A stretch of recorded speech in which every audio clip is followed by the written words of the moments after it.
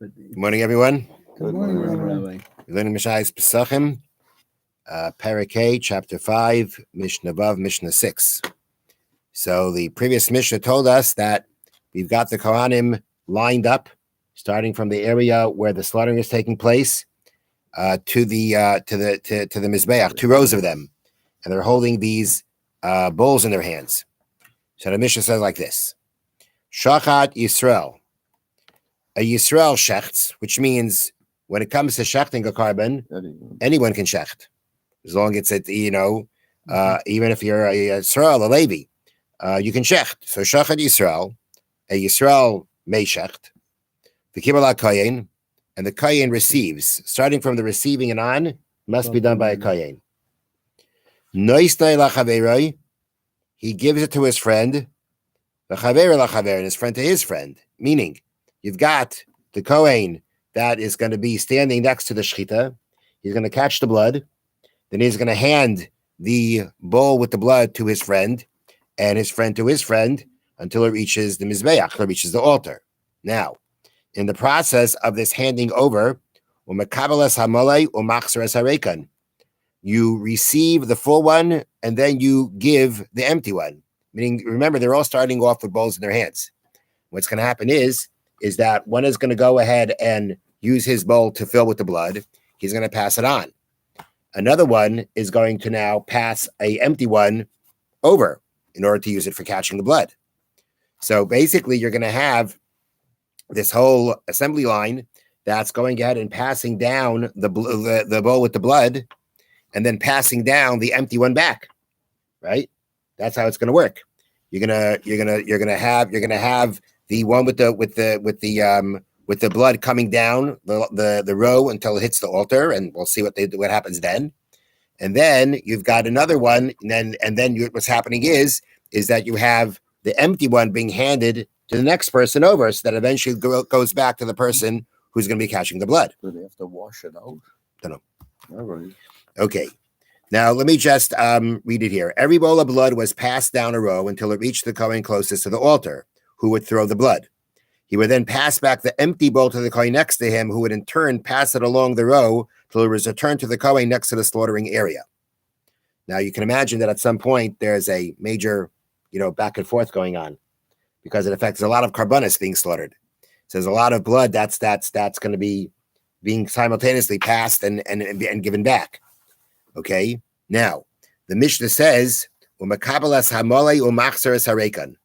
he receives the full and then gives back the empty. So let me read to you this from here. The Kohanim were thus involved in 2 activities: passing full bowls of blood to the altar and passing back empty bowls. Right? Now, it's not so clear to me when we say passing back empty bowls. Passing back empty bowls.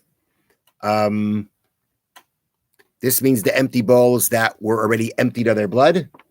Or does it mean the empty bowls that maybe they were holding beforehand to pass it on so it can be used to catch the blood? Doesn't sound like that. It sounds like you started off with a bowl going down with a bowl of blood going down the line. Then it hits the Kohen who's next to the altar. He's going to deal with the blood, as we're going to learn, and then you're passing back that empty one. So there's going to be a point of time where you have a Kohen who's going to have the option of either taking the empty one or passing, or actually receiving the empty one, receiving a full one or passing an empty one, right? At the same time? At some point, they're going to meet that this is what's going to happen. So what goes first? Taking the full one or passing the empty one? Does it make no difference? The Mishnah says, you receive the full one and then you return the empty one, because we have a rule, ein mavirin ala mitzvahs.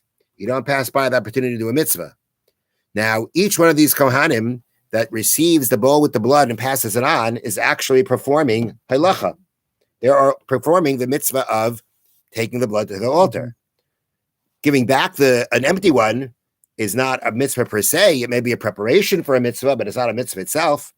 And therefore, when it comes to a point that your choice is, do I take the full one or pass on the empty one, you're going to take the full one first. the Kohen closest to the altar, Zarko Srika Achas, gives it one throw, meaning he's got this bowl of blood. What's he going to do? Going to toss the blood onto the altar.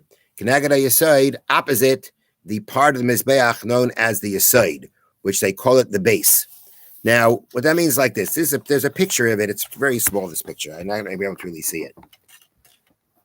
But you see what happened. The Yasaid, the base, went along the bottom of the altar to the north and the west, meaning the entire north side of the mizbeach of the altar, and the entire west side had this what they call this little platform. Wasn't that major? It's like a small platform, a little fort raised up area that went along the entire west side and the entire north side, and it went a little bit to the south. It came up around a little bit to the south and a little bit to the east. That's how it was set up. So we're saying here that the Kohen who receives the blood, the Kohen who's next to the Mizbeach, next to the altar, who's now going to be throwing the blood. So again, throwing means he takes it and tosses it. He doesn't stick in his finger and throw it. The whole bowl? Whatever he throws it. I don't know exactly if his intention is the whole bowl or not, but he gives it a throw. And that blood is supposed to be thrown against the wall of the Mizbeach, wall of the altar, so that it comes down onto the aside. So until that comes down and comes down onto the ledge. So you don't. So therefore, your options of where to be throwing the blood are to the north and to the west. Very small area, a small area to the east and a small area to the south. And as the Bartenura points out, this throwing is done with the bowl itself, not done with the finger, because she'ein lecha carbon shetona etzba. The only carbon that you need a finger for the blood, meaning for throwing the blood onto the altar, is lachatas lavada, is only by a sin offering. The chsiv be'etzba'ai, because the Torah there specifically states he does it with his finger.